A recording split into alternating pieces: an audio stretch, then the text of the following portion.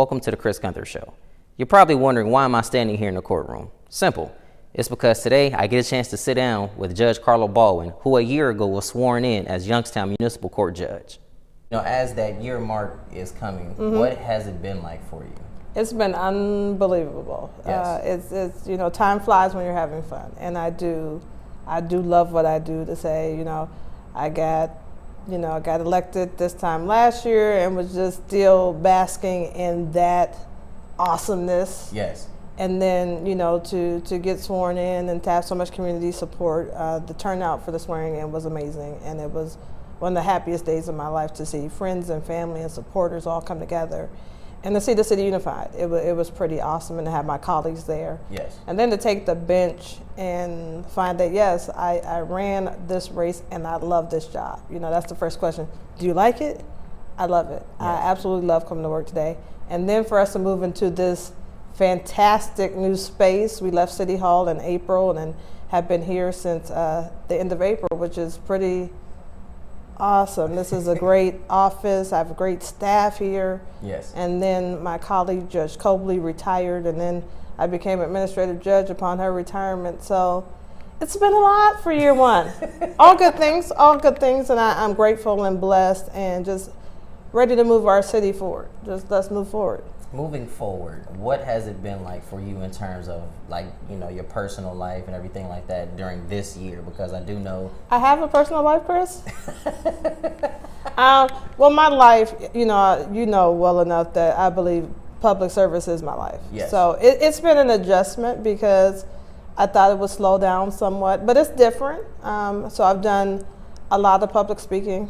Absolutely.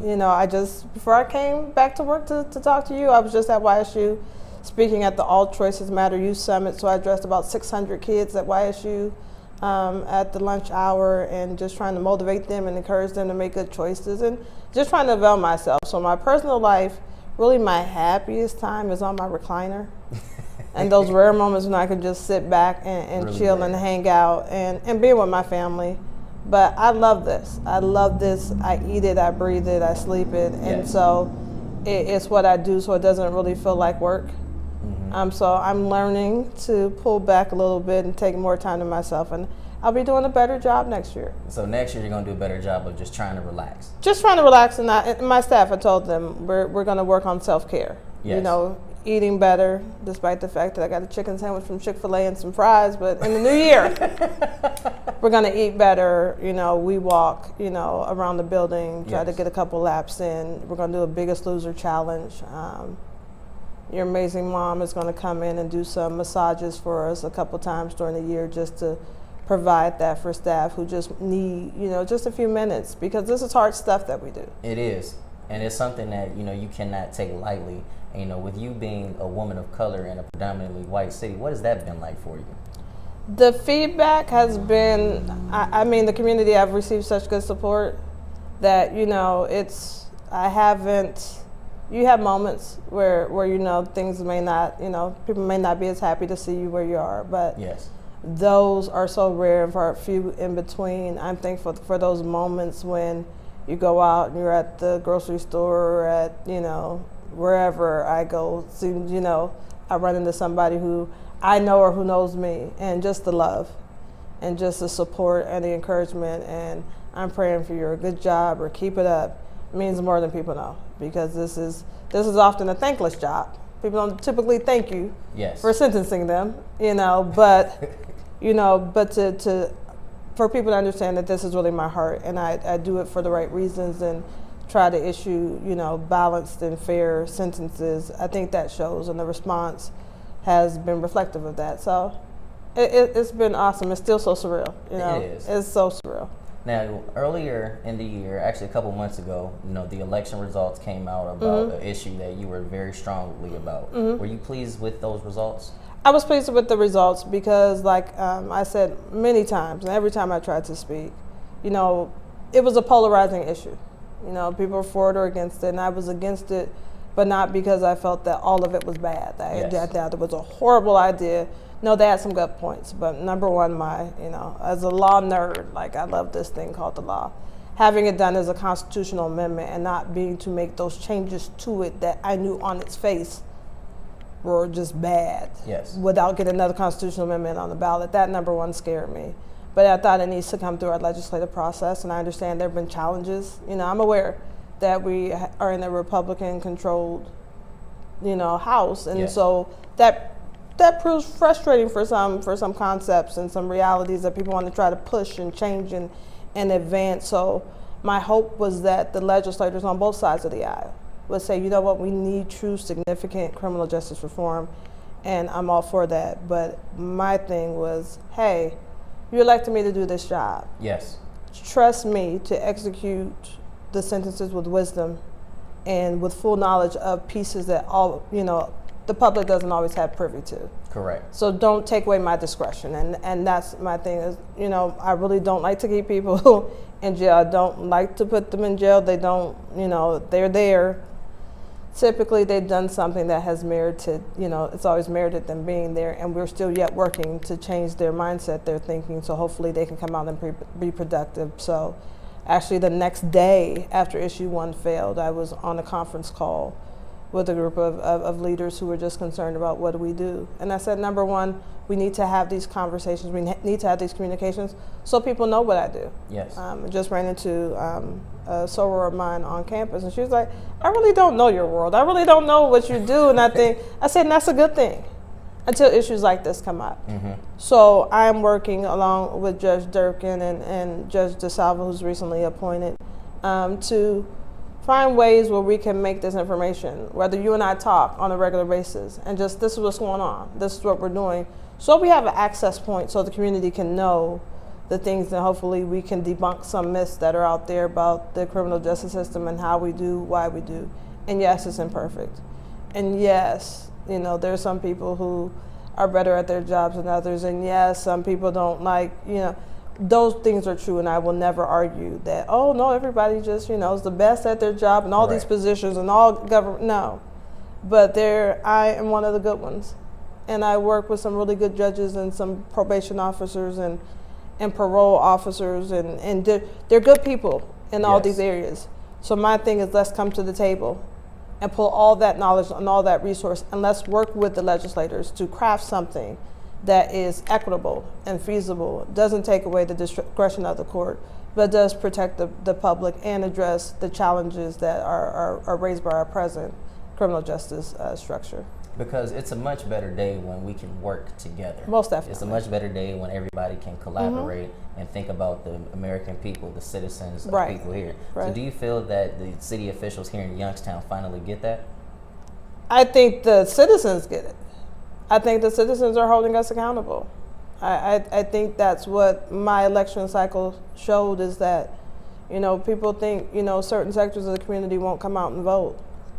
And if once they feel connected and see the value of their vote, it will pull them out. So it's the citizens who hold us accountable. Yes. And, you know, every time I went out and spoke on the trail, I said, I'm asking you for the honor of allowing me to serve you. You know, you're not doing me a favor. You know, I'm not doing you a favor by coming to work every day. No, it's an honor. Yes. That you would give me this privilege to serve you from the bench. That's huge. And the city is the employer. The city, the citizens, they're the employer. How do you vote somebody out? How do you fire somebody? You vote them out. Absolutely. And I think as we recognize just collectively across the country, young, old, those who've been hard in this fight and those who have been apathetic, that my power is in my vote. I don't care what's in my pocketbook, my power is in my vote. And so my whole thing, going back to issue 1, was if people disagree with me and say, I hear everything you say, Judge, and I respect you, but I'm going to vote yes. If it was an informed vote, I have no fights. Yes. I thank you for, again, just listening to me and trusting that I'm coming from a good place, even at the end of the day we disagree. And so my goal is to get to that place continually and have a consistent way where we can do that. We're saying, hey, this is what's going on. You may say, Judge, I hear everything you say, and I believe what you're saying, and I believe you believe it, but I disagree. Then that's fine, but at least there's been a forum where now you're educated. Yes. And so creating that conduit where we can have consistent and effective education about the things that are affecting our city And people, it's wintertime. So, Facebook is about to be filled with complaints about potholes. Yes, it is. Probably starting tomorrow. Probably. But now, if we understand that potholes are filled by the budget, and when you have a shrinking city and a declining property tax base, it affects money and the ability to do what you want as quickly as you want to. And that goes back to the people who we elect down in the state legislature who sends money to government. So you see a problem. But let's have a conversation so we understand how this all starts.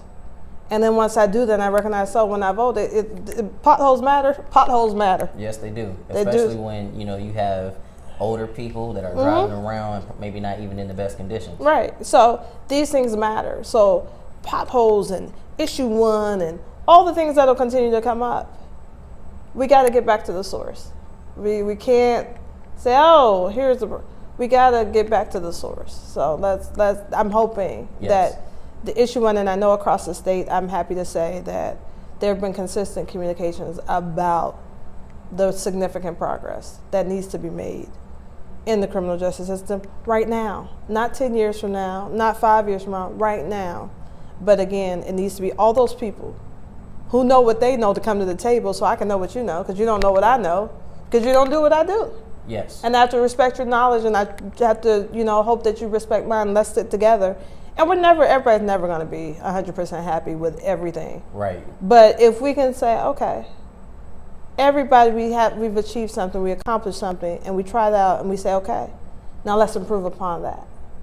So it's a process. And we've become a fast food mentality society, I think, where I want change and I want it now. Well, these problems didn't occur overnight.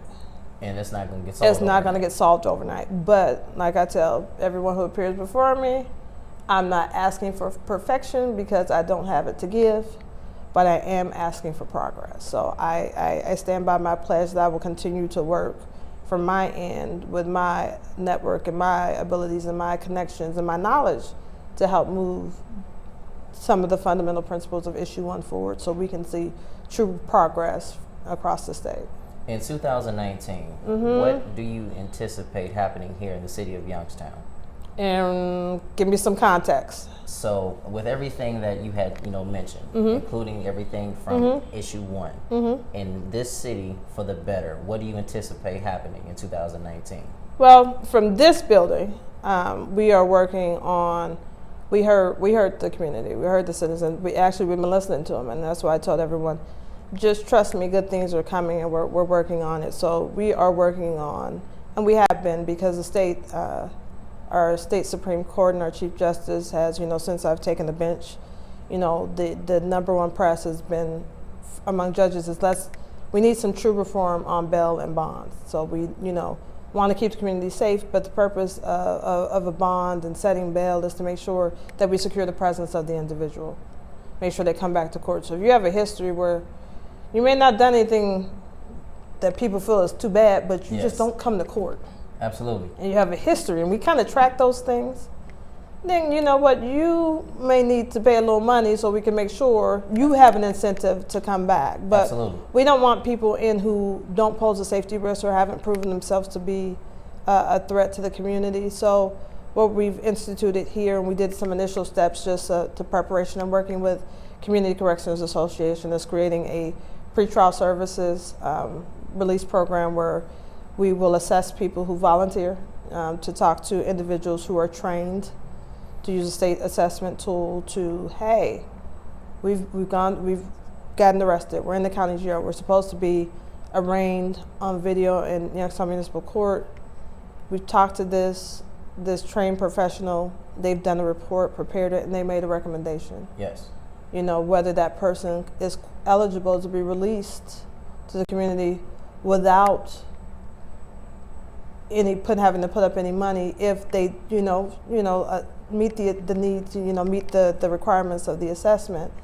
Then we're going to have a probation officer at the jail to make sure they understand what they have to do, and we have it set up so they can get text messages and notifications about court hearings. So correct. So we're working on that because we don't want anybody in and just stuck in jail because they're poor. Yes. And that's what's been happening by default. That's, not the desire, but that's an unintended consequence. So we're going to plan to roll that out in January of next year. So we'll be meeting to refine that. But that's one way the city can know we're listening. Yes. And we hear you and we understand it, and everybody's on board and understands that that's not the goal. We're not looking to lock people up and just keep people down, but we have to keep our community safe. We have to keep the community safe at so, all times. Right. So we're looking at everything. We're looking at, drug issues and mental health issues and making referrals right there. So before they leave the county jail, they can have a referral to Neil Kennedy or Meridian Services or whatever treatment provider we can get them hooked up with. Yes. And make sure that before they come to court for their first pretrial, their attorney knows something about them. We know if they're working. We know we can plug them into a number of resources because they are here. But the challenge has always been, and I think you'll find this in most locations, is coordinating all those services.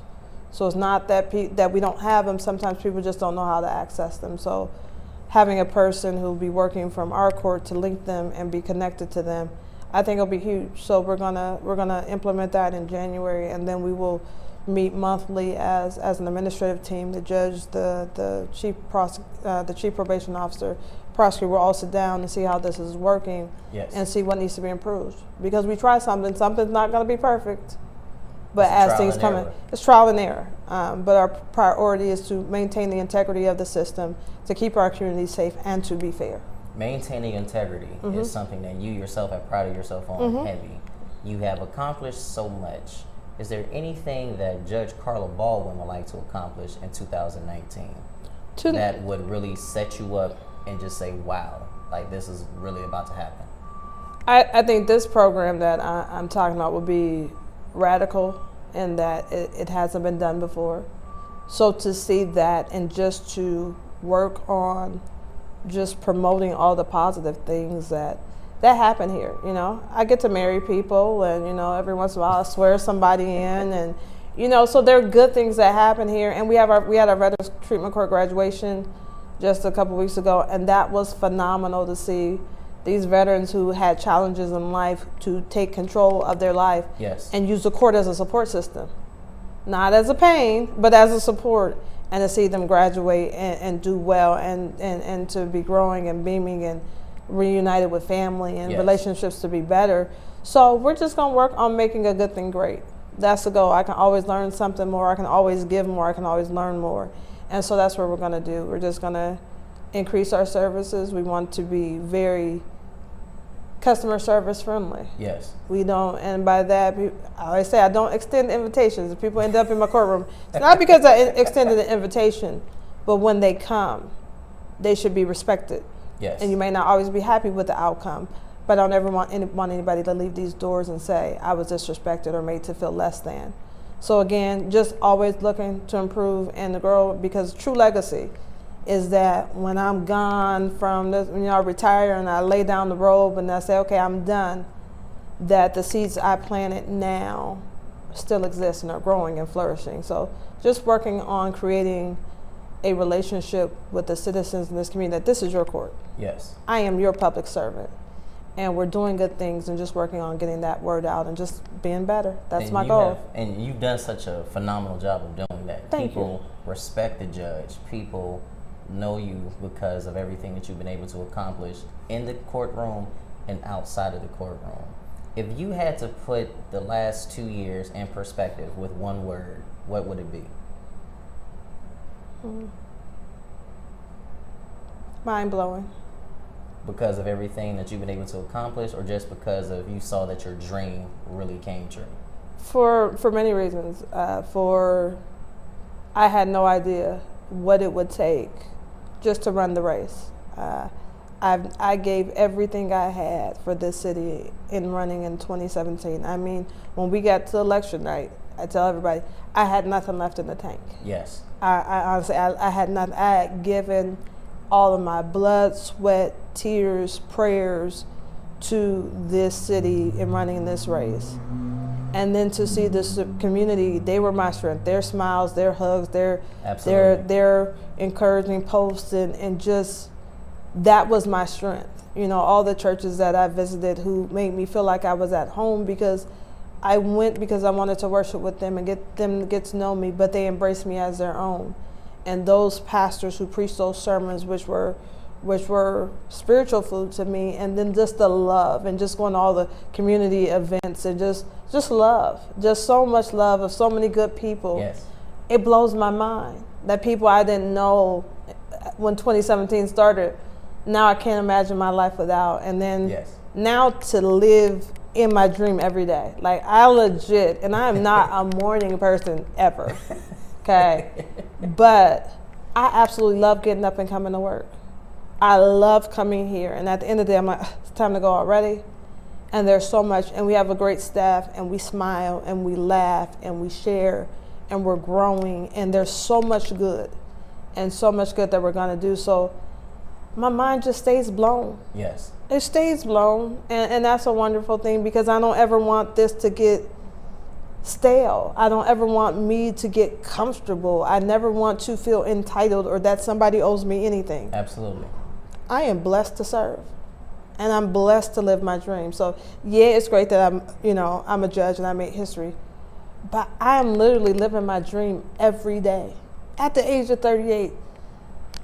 And you don't even look 38. Thank you. You do not. Thank you. I'm still gonna get you, but I'll take that. Man. Thank you. So yeah, so that's great too, because I am, and I embrace Y'all see that how too. she turned her hair? Yeah, it looks good too. I wish I had hair and flip, but.